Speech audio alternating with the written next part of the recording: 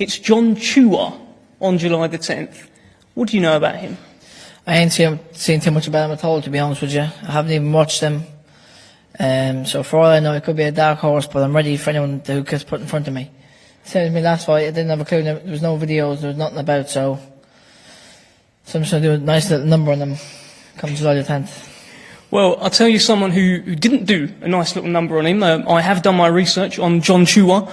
He's been the distance with Prince Patel, and I know his name has been in your mouth before. Are you looking to do a better job on Chua than Prince Patel did? I don't think you can compare Prince Patel to me, to be honest with you. I don't think he's good enough to lace my boots, but I'm definitely going to come for the stoppage this time. I'll come for it every time, but Big Al, who ain't here today, sometimes he keeps me on the leash, so this time I'm getting off the leash. I'm not having it. I'm going to tell him, if he tells me in the corner, hold back, or he tells me don't stick on, don't take no risk, I might call him a few swear words in there, because this time I'm coming for it. I'm coming for the KO. You are getting a bit of a reputation, Dennis, as one of certainly the best talkers from what we've just heard there, but also one of the hardest workers in boxing in the gym. If you don't make it, it won't be for a lack of trying, will it? No, definitely not. And there is no ifs or buts. I'm going to make it, and that's it. I train too hard. I give over my whole childhood. I give up everything that I've ever. I left school at 10 years old just to box. I've lived in Birmingham and travelled to Bethnal Green countless times a week, 4-hour journeys 4 or 5 times a week. So I've sacrificed my whole life. I've been to Russia, Bulgaria by my own self, without no family, fighting away from home. So I am going to make it. There is no ifs or buts. Is it going to be a statement performance, July 10th? Definitely. It's going to be definitely. I'm going to come out like a bull. Thanks, Dennis. We'll see you then. Archie Sharp.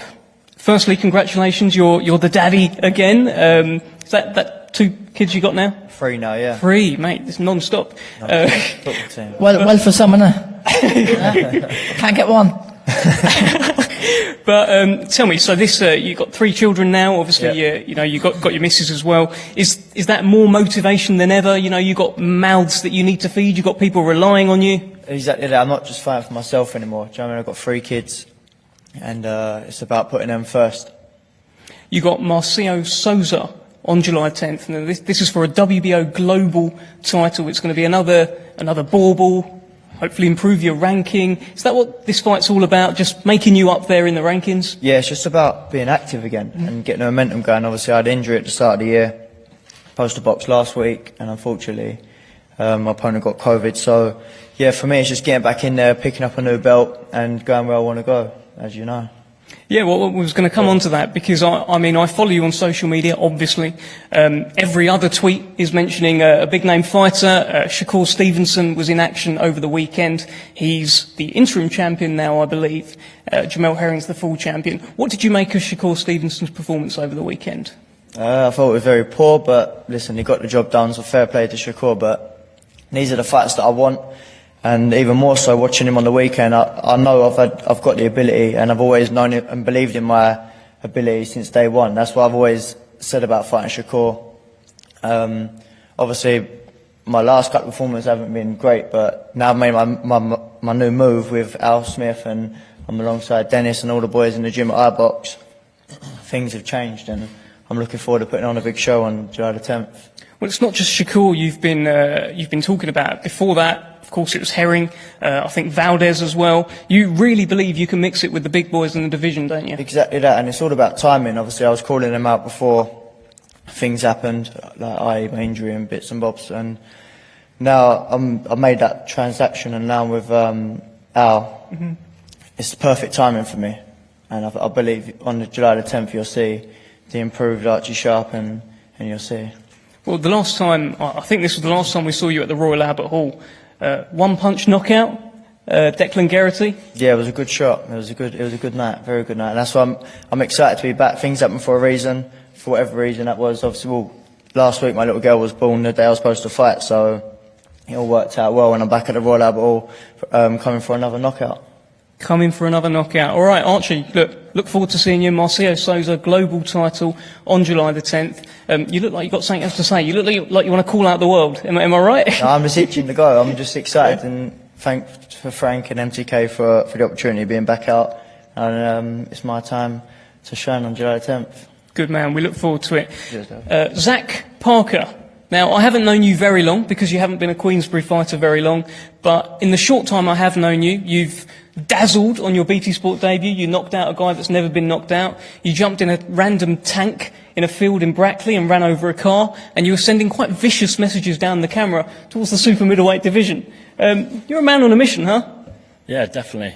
Now I'm with Frank and that. The only way is up, and obviously I'm #1 ranked in WBO, and I just want a world title as soon as possible. You're in against Kusanov on July the 10th. Now, he's a decorated amateur, former Olympian. This is no gimme, is it? No, it's a tough opponent. 122. I only lost 2, and there was against top opposition. Been Olympian, and I think he won silver medal in the World Championships. So yeah, it's a good opponent, but I plan to do a job on 10th and get him out there easy. Do you feel you need fights like this just to build up the experience a bit? Because there were times where sort of there was inactivity, we didn't see much of you. You also need to build up your profile, be seen on TV. Yeah, that's it. Obviously inactive this last 2 or 3 years, but now with Frank and obviously with BT, I'm getting better with every fight, and they're getting me out there like often. So yeah, it's good. It's good that I'm getting active again, and hopefully another good win on 10th. 100%. #1 with the WBO in the rankings as well. I mean, the WBO World Super Middleweight Champion, I think you've heard of him, Canelo Alvarez.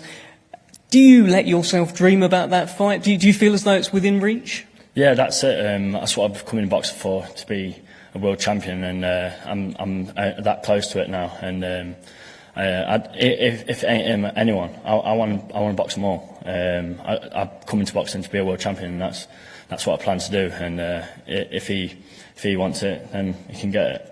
Well, he probably does want it, because he's talked about coming to fight in Britain at some point. I think there's a stadium in Derby. Don't know if you've heard of that one, Pride Park. It might be on Canelo's bucket list. You never know. Yeah, obviously that'd be amazing if we could get it at Pride Park. But you know what he's like. He'd probably just stick in his own town in America, wouldn't he? He wouldn't want to come over and face all the Brits. So we'll just have to wait and see. Plenty of guys in and around your weight, the likes of Chris Eubank, John Ryder. You're really ready to go with any of these guys, aren't you? Yeah, I want to box them all. Obviously, I want a bigger name in Britain, and all these British lads. I box any of them, but it'd make a good story with me and Chris. Obviously, my dad boxed his dad when he was pros, and it'd make a good story. And I beat him all as well. I can't wait. I can't wait to box. I can't. What makes you so good, Zach? What makes you so different? We were talking about Canelo earlier on. Obviously, he's bashed, I think, 7 Brits now. The list goes on and on. But what makes Zach Parker so different? What makes you such a proposition to these guys? Obviously, I've got an awkward style, switch hitter. I'm big for the weight as well. Bang with both hands. So we'll just have to wait. Every fight I'm getting better. If I was them, I'd want to face me now, because every fight I'm just getting better and better, and I'm hot on his tail.